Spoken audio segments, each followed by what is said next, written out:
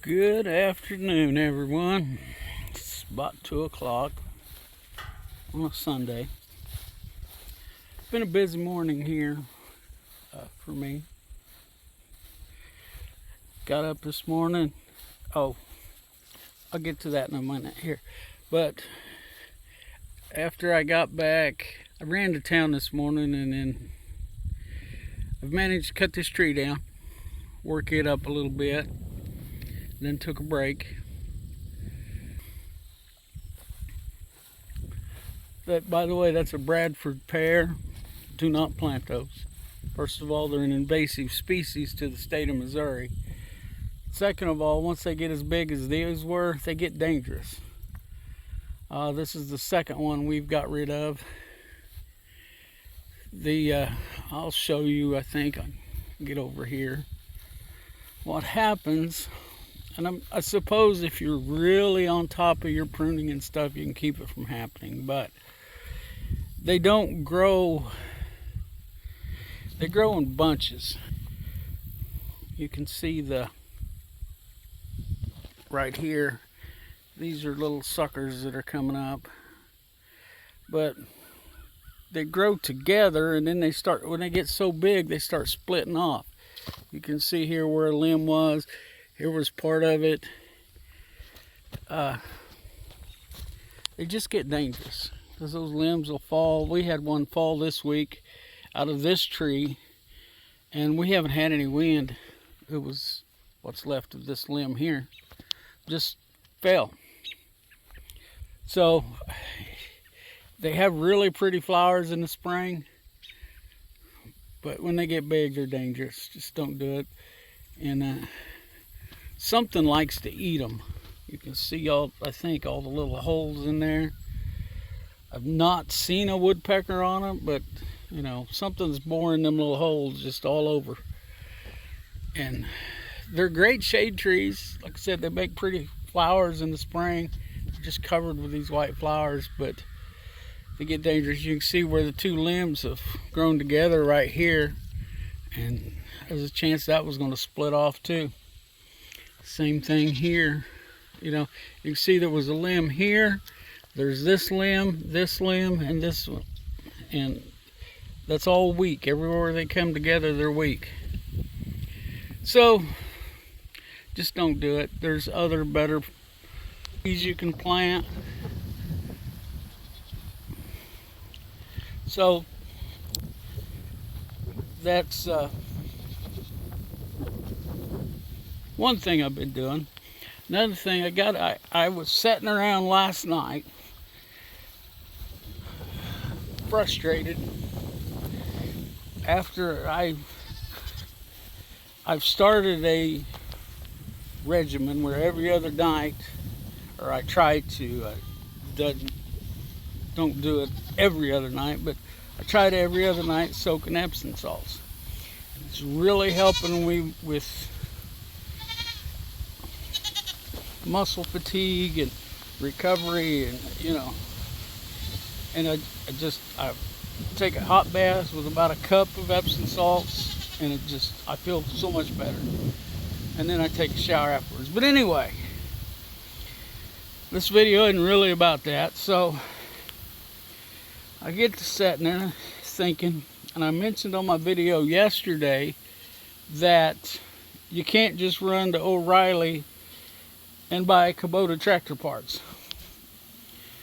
But there are some things that they have that can, you know, modify or be used. I didn't have to modify anything, but it's our little Kubota L2350, and it has been a workhorse. But I lost a freeze plug at some point. I don't know when. But like I said, I was mad. Called Kubota yesterday. They said, well, we don't keep those in stock. We'll order you one. I said, okay, order me one. Well, they can't get it in until Tuesday or Wednesday. Of course, I'm working. I can't get down there until next Saturday. It's down in Joplin. I'm in Minden Mines. It's about 35 miles difference. which I don't have enough time during the week to run down there. Anyway, let's get to a point. Sitting there last night, and I thought, wait a minute, because I can remember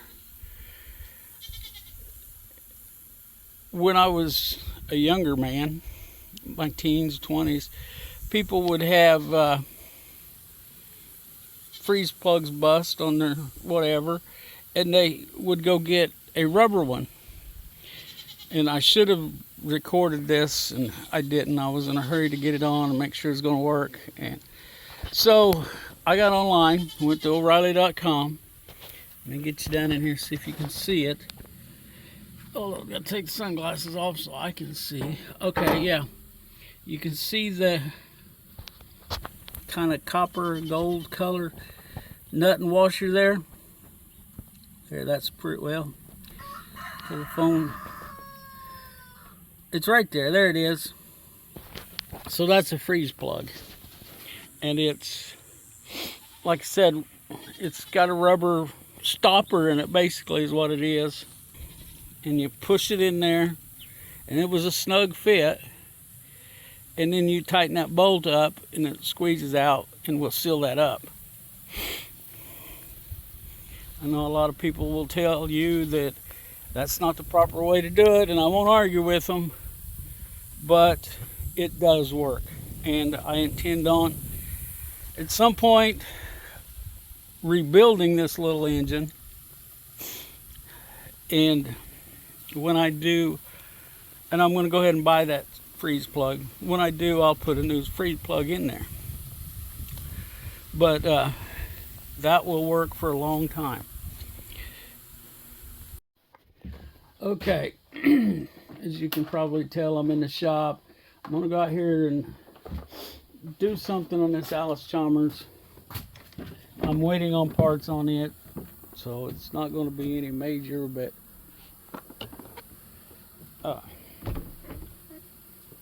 get out. Okay, so freeze plug on the Kubota. If you're in a bind, and that'll work. You have to have the measurement of your freeze plug. But okay, now I showed you this yesterday. I'm going to see if I can fix it. Okay, this is the back end of the Kubota, and I'm going to take this back up here, take this seat off, or yeah, I'm going to probably end up taking this. I'm going to loosen this bolt, move it back. I'll probably take that bolt out and see if this will flip up. If not, I'll have to loosen, see, that bolt right there. And because I need to get to this bolt, it's not tight. I have a feeling it's cross-threaded, but all of this right here is loose. It shouldn't be doing that. See, this one, your brakes are under there. It's kind of neat, you know. I just learned that studying this, but I would have thought brakes were in there, but no, they're up here. Anyway, I just learned that. I just learned that something else too. So there it is. You can see that shiny part there. That's my serial number for this tractor. So I went and looked it up, and this is a 1954 model. But anyway, I'm going to get to work on this.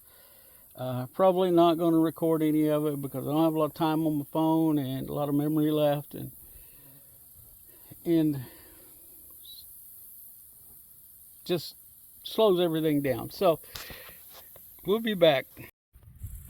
Okay, there's your brake system. If you can see all that. We're not going to take that out today because I don't have it. I found the spring is broken. There's a way to get it out, I'm sure, but I don't think you can see up in there for the other part of it. You can just barely see it right in there. That's it right there. But we'll have to get that out. New springs bought, new brake pads. I don't know what else we're going to need. I just wanted to see why that didn't the seat. This is the seat. I got it laying off to the side. But, you know, it's the kind of things you run into when you buy old stuff. From the looks of that in there, those pads have been worn. You can see the grooves on there. There may not even be any left on there. I don't know. I can see the rivets, but that's going to be an interesting project too. And I'd say this one here is bad as well. That's that spring. There should be one in the front. There's not. So, yeah, that's where we're at with the brakes on this. We'll get that fixed, I believe. They're not too awful expensive, like 25, 30 bucks a piece. So, and like I said, there's just all kinds of things you find when you buy this old equipment.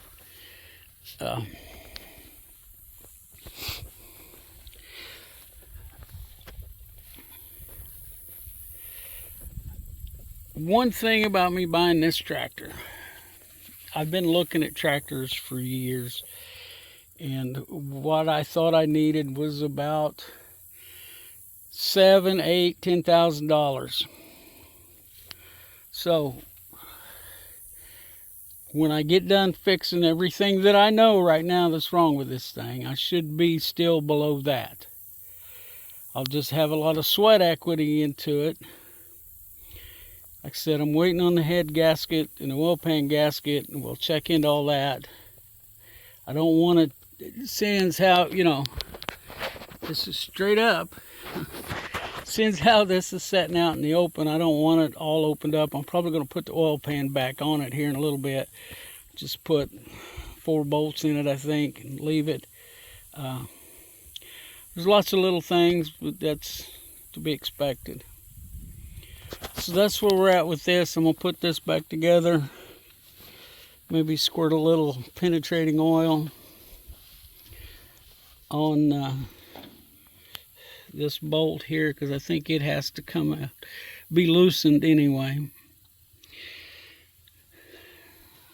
So I'll do that, and I'm going to put this back together. I